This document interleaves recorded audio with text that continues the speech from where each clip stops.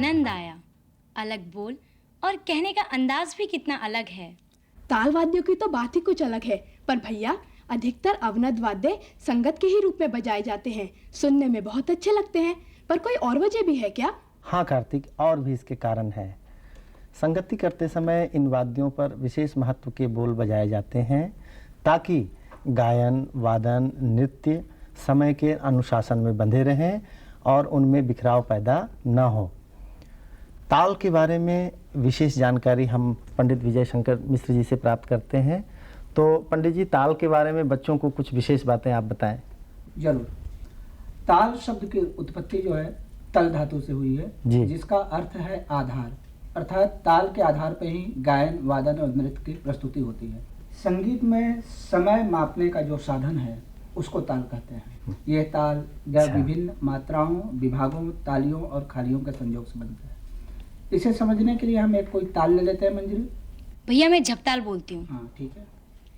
धी ना, धी धी ना, ती ना, धी धी ना, धी। अब इसको तबले पे सुनते हैं।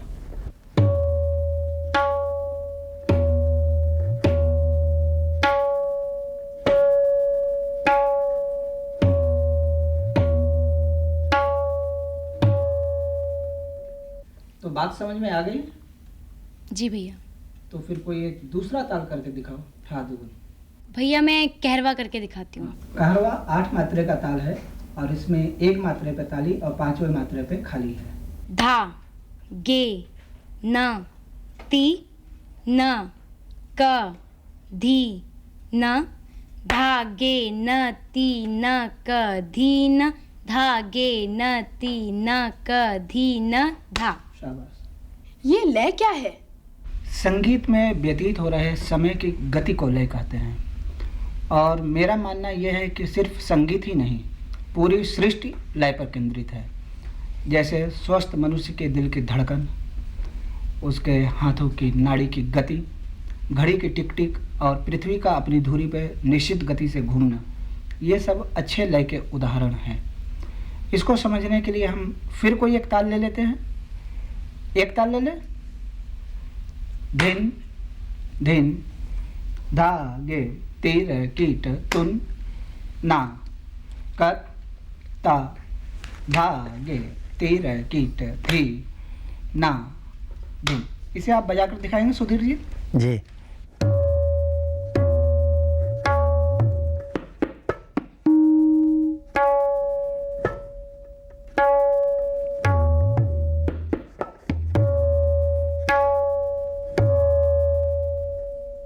भैया लय के कितने प्रकार होते हैं? लय के मुख्य रूप से 3 प्रकार माने गए हैं, विलंबित, मध्य और द्रुत। इसे हम इस तरह समझते हैं, जैसे एक ताल को इस तरह से विलंबित, मध्य और द्रुत लय में दिखाएंगे। धिन धिन, धा गे, तीर कीट तू ना, कत ता, धा गे, तीर कीट धिन ना, धिन। ये मध्य लय है जिसका आम तौर पर प्रयोग होता है, जिसकी गति न तो बहुत धीमी है और न तो बहुत तेज। सुधीर।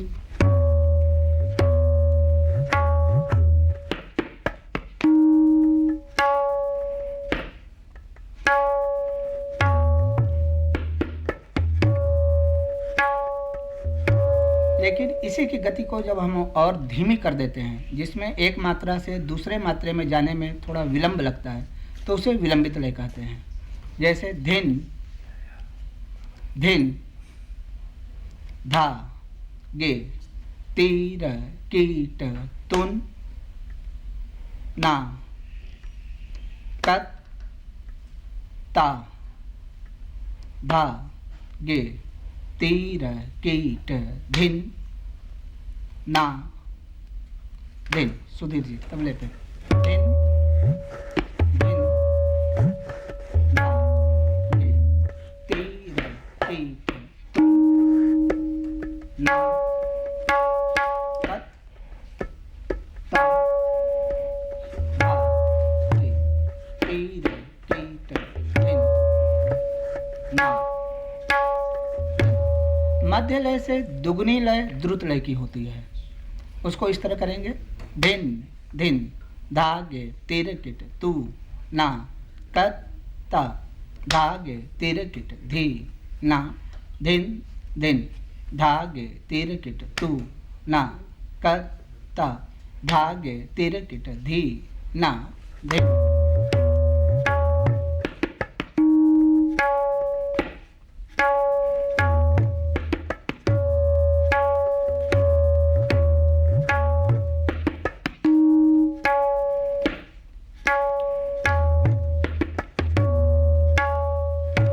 सामान्य रूप से हम ये कह सकते हैं कि विलंबित लय से दुगुनी गति मध्य लय की होती है और मध्य लय से दुगुनी गति द्रुत लय की होती है। भैया ताल वाद्यों की विविधता के बारे में कुछ बताइए। हमारे देश में हर प्रांत में और हर क्षेत्र में विभिन्न प्रकार के ताल वाद्य पाए जाते हैं। जैसे शास्त्रीय और उपशास्त्रीय संगीत के लिए पखावज और तबला, वैसे ही लाइट म्यूजिक जिसको लोक संगीत कहते हैं उसके लिए ढोलक, मंजीरा आदि वाद्यों का प्रचलन है। जहां हम उत्तर भारत में पखावज और तबले का प्राधान्य देखते हैं, वहीं साउथ इंडिया दक्षिण भारत में मृदंगम का प्रचलन है। अगर हम भारत के पूर्वी क्षेत्र में देखते हैं तो वहाँ मर्दल नाम का साज लोग बजाते हैं। अच्छा, तुम्हें पता है मृदंग या मर्दल का शाब्दिक अर्थ क्या है? नहीं भैया। इसका शाब्दिक अर्थ होता है मिट्टी से बने हुए। जी भैया, इसका मतलब शुरू शुरू में ये वाद्य मिट्टी के बने होते होंगे? हाँ मंजरी, शुरू शुरू में मिट्टी के खोखले पात्रों पर चमड़ा मढ़कर वाद्यों का निर्माण होता था। कालांतर में लकड़ी और धातुओं का प्रयोग कर इस साज को बनाया गया। अब प्रचलन इसका ज़्यादा है मेटल और लकड़ी का। अब ये तबले की जोड़ी है, कहीं कहीं तुम्हें बायां मिट्टी का दिख पड़ेगा। भैया तबले की शुरुआत के बारे में कुछ बताइए। हाँ, यह एक जटिल प्रश्न है, फिर भी मैं इसे बताने की कोशिश करता हूँ। तबला संबंधी नवीनतम खोजों से हम इस निष्कर्ष पर पहुँचे हैं कि अति प्राचीन काल का पुष्कर ही आधुनिक युग का तबला है। पुष्कर के आविष्कार के साथ ही अवनद्यवाद्य जगत में एक प्रकार की क्रांति आई। पुष्कर वह पहला वाद्य था जो हाथ से बजता था। इसके पहले के सारे वाद्य लकड़ी या गाय बैल की पूंछ से बजाए जाते थे। पुष्कर के मुख पर नदी किनारे की श्यामा मिट्टी लगाकर उसमें तरह तरह के बोलों को बजाने की व्यवस्था पहली बार की गई और इसमें लकड़ी के गट्टों को लगाकर अलग अलग स्वरों में मिलाने की व्यवस्था भी पहली बार हुई। ये सारी विशेषताएं हम आज के तबले में पाते हैं। नदी किनारे की श्यामा मिट्टी की जगह उसका बहुत ही परिष्कृत रूप स्याही के रूप में हम आज देखते हैं। इसलिए ये कहना गलत नहीं होगा कि तब का पुष्कर ही कुछ बदले स्वरूप के साथ आज का तबला है। अच्छा भैया, पुष्कर से इसका नाम तबला कैसे पड़ा? मुझे लगता है कि मुगल काल में पुष्कर का नाम तबला पड़ा। ईरान में तबल और तबल जंग जैसे कई वाद्य प्रचलित हैं जिनका मुख ऊपर की ओर होता है। मुगलों के भारत में आवागमन के पश्चात ईरान और भारतीय संस्कृति के समन्वय के फलस्वरूप यह वाद्य आज के तबले के रूप में विकसित और प्रचलित हुआ। यह तबले की तैयार जोड़ी है। अब तबले में इस पोर्शन को स्याही जो है, इसको स्याही बोलते हैं। तबले के इस पोर्शन को स्याही बोलते हैं और ये गट्टा कहलाता है। ये बायां जो पहले मिट्टी का होता था अब मेटल का होता है। तो चलो देखते हैं तबले की जोड़ी कैसे तैयार होती है।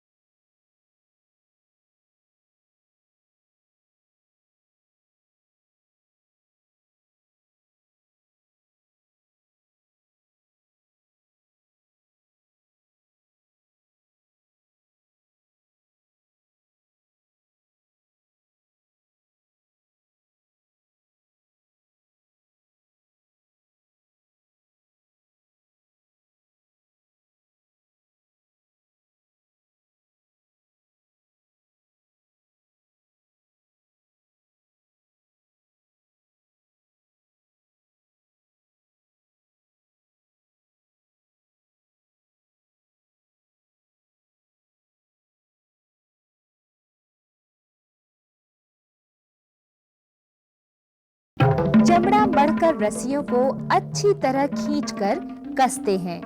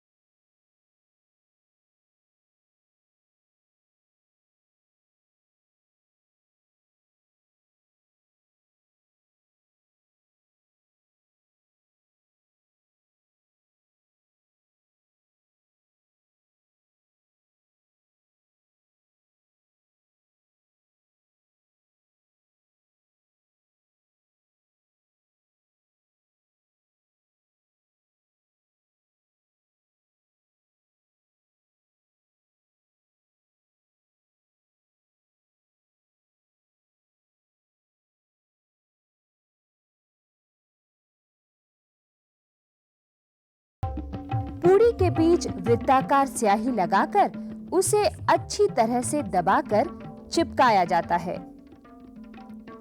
इन्हीं चमड़े की पट्टियों के नीचे लगाए जाते हैं लकड़ी के गट्टे। इन गट्टों को ऊपर नीचे कर स्वर को ऊंचा नीचा किया जा सकता है। तैयार है तबला लय और ताल की आनंद वर्षा करने को, प्रकृति के संगीत से संगत करने को। सचमुच प्रकृति के कण कण में समाया हुआ है संगीत, लय और ताल। कहाँ नहीं है लय और ताल? झरझर झरते झरने में, टपकते पानी में, पक्षियों की कलरव में और पत्तों की सरसराहट में। हाँ, प्रकृति की इन ध्वनियों से ही प्रेरित है हमारा संगीत। क्यों ना हम कुछ पल ठहर कर इस संगीत को खोजें और इस अपूर्व आनंद का अनुभव करें। भैया कुछ बजा के सुनाइए ना। कार्तिक, हम 3 ताल में एक तिरकिट का रेला आपको सुनाते हैं।